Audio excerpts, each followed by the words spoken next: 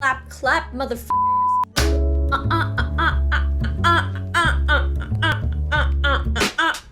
This is the intro for today's video. Tash is back. Don't call her hack. We are gonna be talking about Samsung Galaxy A52. Yo, drop the bars. Yo, yo, yo, do the intro. CK, let's go. Oh shit, that was so good. What the fuck? How's it going, guys? Tash here after a long freaking break. I am so sorry. At the bottom of my heart, I'm sorry. I was doing things. Anyways, for today's video, like I said in my sick bars just now, we are gonna be talking about the Samsung Galaxy A52. Hot damn, this is a seriously one of my most anticipated gaming phones every year. The Samsung Galaxy A series is one of my favorite ones because number one, it's a really good phone, decent specs, decent price point, and it comes with some flagship features without the extra frills. I mean, let's be real. How many of you guys actually use the AI? Because my AI doesn't even know how to figure out that AI. Anyways, this is the phone. We got the color violet, very beautiful. Let's have some ASMR up in here.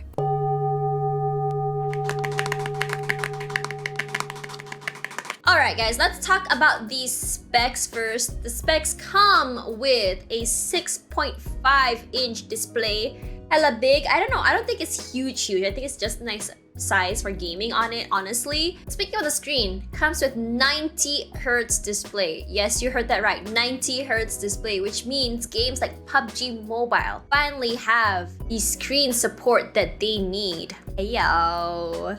8GB of RAM, which is what a lot of normal laptops and PCs actually use nowadays. 256GB of internal storage. You get a quad camera setup over here. That's a lot of cameras for something this mid-range, as well as a 4,500 milliamp battery capacity. Wait. That's not the best part. The best part has yet to come. I'm gonna show y'all. Ta-da! The 3.5mm headphone jack is on here, which means that you can use all your favorite headphone brands. You don't have to worry about getting wireless anymore. Because let's be real here, when we're talking about wireless headphones and mobile gaming, latency is such an issue. Samsung, thank you for giving us the wired options. Thank you so much. So just so you know, this phone starts from 1,499 Malaysian ringgit. So the question is, can we game on it and how is it gonna be? Well, let's talk about it, shall we? Okay, the first one, I think this is what everyone wants to know the most. Let's talk about Genshin Impact. Okay, so for this phone, it actually comes default with everything on low with 30 FPS, which means that everything works great. It only warmed up a little bit, not too crazy, but I wanted to know how much I can push it. Because I mean, it did warm up, so I know as soon as I push anything up, it'll be crazy hot. So first of all, I tried on 60 FPS. So 60 FPS honestly is my benchmark for any kind of mobile game because it looks more smooth. So it will immediately say overclocked in the settings, but don't worry, that's fine. And I also kicked up the textures to medium as well. So how was it? First of all, the in-game performance. No lags or stutters. Pretty great. Loading takes quite a while, as expected, honestly, but it's fine because only the loading screen takes a while. But when everything's loaded, I guess the rendering does take a little while. Like, it's only until you get a little bit closer that everything appears, but it's not too bad. The game is actually very smooth. Like, I was so shook at how smooth it was. No frame drops, nothing. That it is definitely something that is that makes me very happy about that because I do like playing Genshin Impact. I'm not like the furthest or the best in the game. I usually only play it when I'm outside on my phone. I'm glad that this phone is able to run it pretty well. And on top of that, let's talk about the heat. The phone got warm. Like, you can actually feel it warm, but it's not uncomfortably warm to the point it's hot. So definitely playable, and I would just leave it on that. I wouldn't kick anything up higher because I know it is either gonna stutter, lag, or get too hot. Okay, let's talk about Call of Duty Mobile. Gameplay, extremely smooth, and because of this large display, the FOV is actually really large, which means that I get to see more around me and I react a lot faster as well. The AMOLED display, which is what this phone came with, is actually really crisp, and it actually helps me see movement in the distance, so I know where exactly they're coming from, which is very nice. So let's move on to PUBG Mobile. So for me personally, in terms of graphics, you want to be able to run the highest, but I think a lot of devices cannot go higher just yet, and this includes this phone. So for this phone, you can only run HDR. For the rest, I think it's coming to the phone later when it's officially out on markets. So there's that. Also, I ran it on the highest FPS. Honestly, when I went on, it was already set at highest FPS. And let me tell you, it's so smooth. One of the smoothest experiences I've had playing on a mid-range device. Very smooth, very crisp, and honestly, I feel like sniping in this game got a lot better for me because of the AMOLED displays I said earlier. I feel like I can see further away much more, and I'm able to know where exactly things are happening. So let's talk about the speakers, just segueing into that, because I feel like speakers is most important talked about when it comes to these kind of games. So for speakers, I feel like, okay, so this comes with dual speakers, by the way, dual speakers here and here, which is really nice and just goes into your face. And because of that, directional audio is actually pretty decent. It's not bad at all. I am actually okay playing without headphones for shooters on this phone, which is really, really good, honestly. I wouldn't say it's the best, but it's actually really decent. Oh my god, I see myself in the mirror. Oh, hello. Hey, girl. Oh my god. Alright, so moving on to Free Fire as well. I have the similar kind of comments to PUBG Mobile. I ran it on ultra graphics with high FPS, no lag, no stutters. Actually, honestly, such a gem to play on. I love it. Now let's move on to the mobile MOBAs. We had MLBB as well as League of Legends Wild Rift. Okay, so for Wild Rift, we ran it on 60 FPS. Honestly, obviously, it comes with 30 FPS out of the box, but after this, I'm gonna kick it to 60 FPS. It actually heats up when I play on 60 FPS. But for this phone, it did heat up, but it's nothing too warm or too hot. It just got normal warm, which is totally fine. So honestly, so nice to play on this. I feel like my reaction time is great. As I said before, screen's so slippery smooth, which means that it's easier for me to aim my skill shots. 10 out of 10 gaming on Wild Rift on this. Very nice.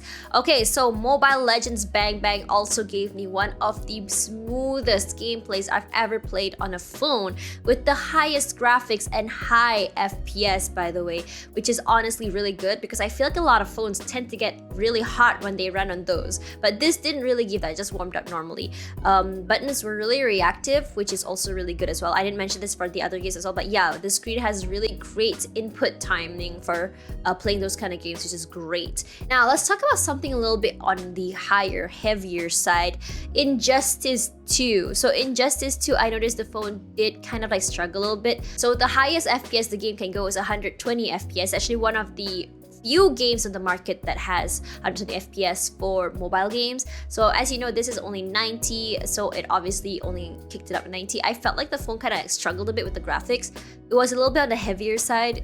The phone got kind of hot, but not super hot, but it was noticeable hot, and there was a little bit of an input lag, but nothing major, honestly. Still playable, but just a little bit disappointing that it struggled a little bit. But I understand though, Injustice does come with some seriously heavy graphics. Alright, played one round of Asphalt 9, and let me just tell you, one of the smoothest experiences I've had on a mid-range device, especially with the Snapdragon 720G. Highest graphics. If you guys know, this game goes up to 60 FPS. Only got a little bit warm, but honestly, so good. No stutters, lags, and the phone handles it just fine. So, now that we know that, let's talk about everything else. So in terms of comfort, this phone is actually the perfect size and weight. It weighs at 189 grams, not too heavy at all.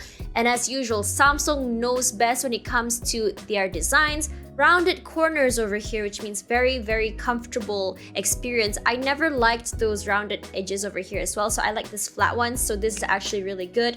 Also, let's talk about the camera. So the front here, if you can see there, yeah, it's a very tiny little, they call it an Infinity O display. While many say that it's kind of like distracting, I rarely ever notice it, especially when you play games, because when I put my finger here, like it's over here, I'm not gonna notice it. You're barely gonna see it. It's really tiny, and the best part about it is it doesn't obstruct any of the icons or in-game stuff. So for battery, I feel like battery drain for this isn't too bad at all. One round of Wild Rift on 60 FPS drained about 9% battery, which is honestly not bad. Some say it might be a little bit more on the heavy side, but I actually disagree with that. Also, another thing that I really like about this, it actually supports 25-watt fast charging, which means that if you're gonna charge on this, it's gonna charge really fast, and you won't be on the, charging your phone too long, especially when you're gaming. So that's actually not bad. Unfortunately, it does not come with wireless charging. Honestly, I never really use wireless charging, so I don't know why I said unfortunately there. It's not even a big deal for me. So let's talk about the speakers a little bit more. On top of the good directional audio it provides in-game, I feel like in general, the speakers for Samsung phones have never really been disappointing. Really good to listen. I loved hearing music while playing Asphalt 9. Also, watching movies is really good on this device as well. Honestly, for 1499, and you get 90 Hz display, 8GB of RAM, 256GB of internal storage, as well as the ability to almost play any game on this on highest graphics. Honestly, I would say worth it. So, golden question of the day is, can you game on the Samsung Galaxy A52? Absolutely, heck yeah. So please, you can get it right now on the Samsung Galaxy websites in your own respective countries, or you can check it out on Shopee as well as Lazada as well. I'm Natasha. I'm gonna be continuing playing some more Genshin Impact. I'm not gonna lie, every time, like I've never really been a Genshin Impact player, I'll be real with you guys, but every time I test the phone and I play it, I kind of get a little bit more addicted to it. I don't play on my console, I don't play on my PC, but I will play on my phone, 100%. So yeah, I'll see you guys later.